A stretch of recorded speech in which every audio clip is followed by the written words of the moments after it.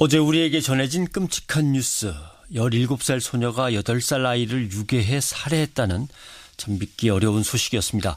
시체까지 심하게 훼손했다는 소식이었는데요. 국민들은 참 계속 놀랐습니다. 17살 소녀는 왜 알지도 못하는 8살 아이를 그렇게 했을까? 범죄심리학자 경기대 범죄심리학과의 이수정 교수를 연결해 놓고 있습니다. 이 교수님. 네, 안녕하세요. 네네. 충격이었습니다. 피의자도 피해자도 너무 어린 나이였고요. 예. 더군다나 10살 10대 소녀가 8살 아이를 유괴 살해했다. 이건 어떻게 봐야 될까요, 이것을? 글쎄, 유례가 없는, 국내에서는 특히 유례가 없는 사건이다, 이렇게 이제 보이고요. 예.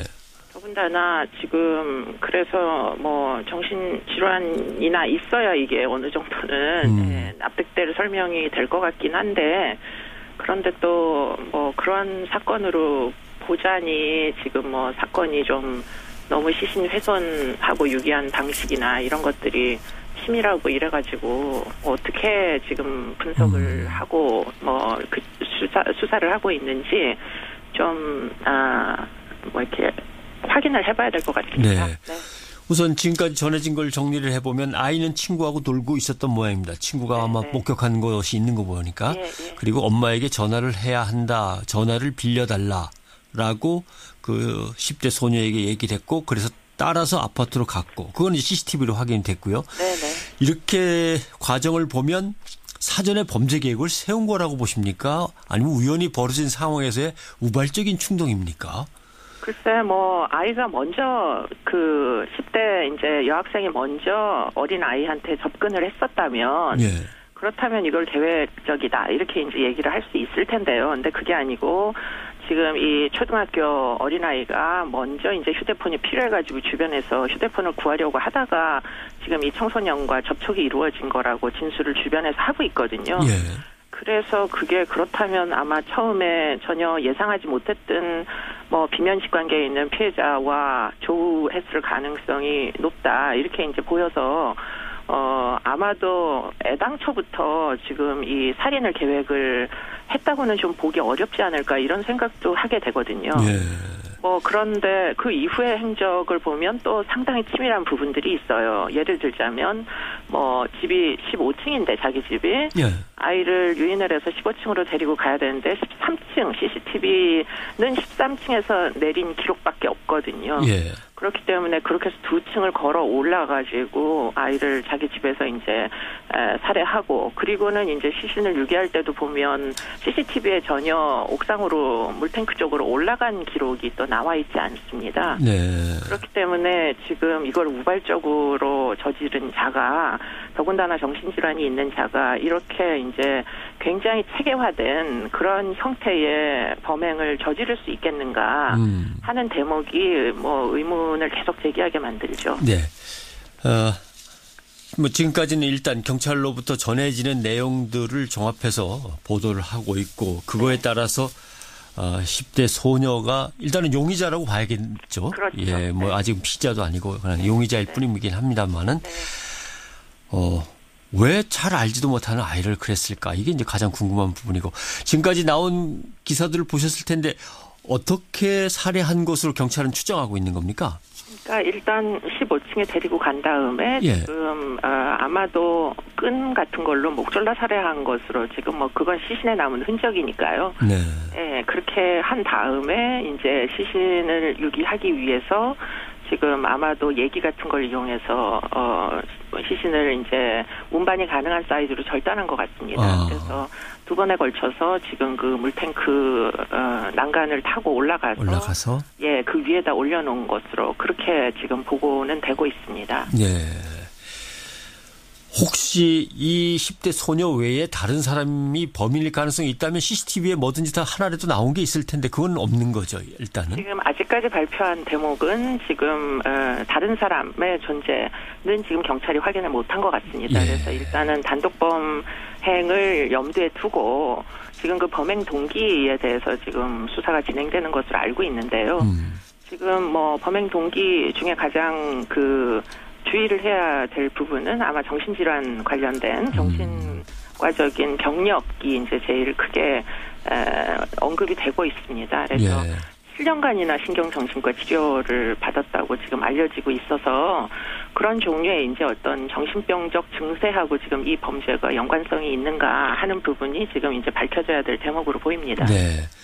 뭐 우울증도 있었고 환청 증세도 있었고 불안 증세를 앓았다. 말씀하신 대로 7년 정도 신경정신과 치료를 받았다.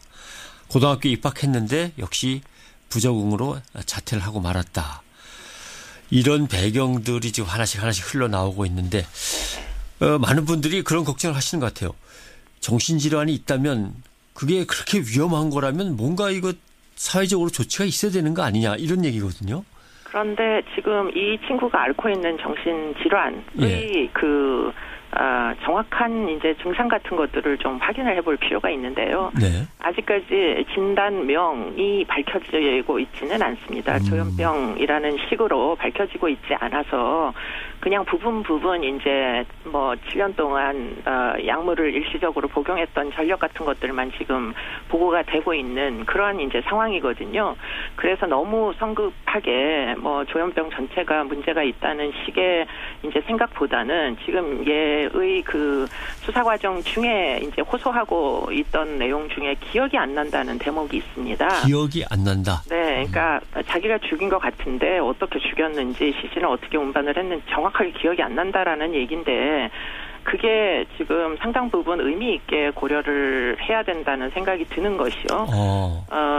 기억이 안 나는 증세가 있는 그 정신질환이 있을 수가 있습니다. 예를 들자면 해리성 장애 같은 것들은 뭐 일명 이제 다중 성격이라고 알려져 있는 것들이 있거든요. 예. 그렇기 때문에 이제 그러면 뭐 지배적인 성격이 나타날 때 다른 성격이 한 일을 기억 못할 수도 사실 있거든요.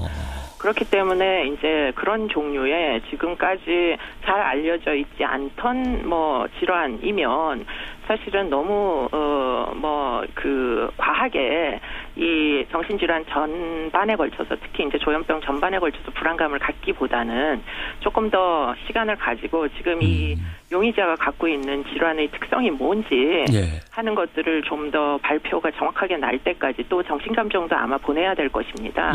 그런 것들을 좀 기다려보는 것이 지금 필요한 일이 아닌가 그런 생각이 듭니다. 뭔가 강남역 살인사건이 떠오르기도 하는데 말이죠. 그거하고는 좀 다른 것 같습니까? 보시기에? 그렇습니다. 조현병 환자들이 저지르는 살인사건은 시신을 이런 방식으로 굉장히 그 치밀하게 은폐하거나 은닉하지 않습니다. 그래서 보통 현장에 그냥 시신을 놔두고 도주하거나 이런 식의 굉장히 비체계적인 범죄들을 저지르거든요. 근데 지금 이 여학생이 저지른 범죄는 전혀 지금 특성이 다릅니다. 그렇기 때문에 그냥 단순 정신분열이다 이렇게 이제 이야기를 하고 정신분열을 관리를 해라, 강제 입원을 시켜라 이렇게 얘기하는 것은 지금 좀 섣부른 측면이 있다 이렇게 이제 생각이 되는 거죠. 그러고 보니까 사실 한 물탱크 구조물이 사진을 보니까 바닥에서 지붕까지 한 4m 정도는 충분히 되겠더라고요. 사다리가 붙어 있고 그 사다리를 양손으로 붙잡고 올라가야 되는데 시신을 훼손해서 그걸 들고 올라갔다라고 하는 그 정도면은 상당히 어렵게 동작을 취해야 될 것 같은데 참 이해하기 어렵네요. 네, 그래서 좀 더 기다려 보시는 것이 지금 필요한 일이고요. 그리고는 또 한 번쯤 생각을 해봐야 되는 게 이 아이는 본인이 죽였다고만 지금 자백을 한 상태이거든요. 혹시 만에 하나 뒤늦게 가족 중에 누군가가 그런 일이 자기 집에서 벌어졌다는 거를 알게 돼서 지금 이 시신을 뭐 집 바깥으로 이동시키기 위한 노력을 한 자가 있는지 그런 대목은 아직까지 지금 충분한 조사가 이루어졌다고 보기가 어려워서 한 번쯤은 일단 뭐 시신 유기와 연관된 어떤 공범의 가능성 뭐 이런 것들도 좀 이 문을 열어놓고 조사를 해야 될 것으로 보입니다. 엘리베이터 탑승할 때 또는 아파트로 접근해 갈 때 그 화면에 나타났던 20인치 정도인가요? 캐리어 가방이 있었습니다. 이 가방은 어떤 의미가 있겠습니까? 단서가 될까요? 캐리어 가방은 아마 손쉽게 이제 뭔가 뭐 무거운 물건들, 부피가 큰 물건들을 넣을 수 있다라는 생각을 일반인들이 하죠. 아마도 이 친구도 그런 생각을 했던 것으로 보이는데 그래서 뭐 옮기지 않았을까 하는 의심. 왜냐하면 어차피 지금 시신을 옮길 때는 CCTV에 찍히지 않았고 엘리베이터를 타지 않은 것으로 보여서 그럴 때 이제 사용한 게 아닌가 이런 생각도 사실은 해볼 수가 있겠죠. 네. 경찰 수사 과정에서 이 부분은 좀 더 면밀히 봤으면 좋겠다. 이 부분을 더 파고들어야겠다라고 또 조언해 주실 게 있다면 어떤 겁니까? 일단 이 친구의 이제 증상을 정확히 알아야지 나중에 처벌 수위를 정할 때도 이게 합리적 의사결정 능력이 있는 상태에서 일어난 살인 사건 같으면은 최고형을 줄 수가 있지만 그렇지 않고 지금 심신미약 상태에서 발생한 것인지 조현병 같으면 심신미약을 적용할 수 있을 거고요. 그냥 단순한 성격장애, 해리성 성격장애 같으면 이거는 사실은 감형 요인이 안 되거든요. 그러니까 이제 그런 것들을 다 밝혀야 지금 되는데 아직까지 본인이 자신의 상태에 대해서 정확하게 이야기를 하고 있지 않아서 그 대목은 차후에 송치 이후에 이제 정신감정의 결과에 따라 가지고 뭐 처분이 이루어지지 않을까 싶습니다. 그러나 이제 공범의 존재 가능성 이런 것들은 경찰 단계에서 확실하게 의혹을 해결을 해야 되겠죠. 네, 알겠습니다. 경기대 범죄심리학과의 이수정 교수입니다. 교수님 고맙습니다. 네, 감사합니다.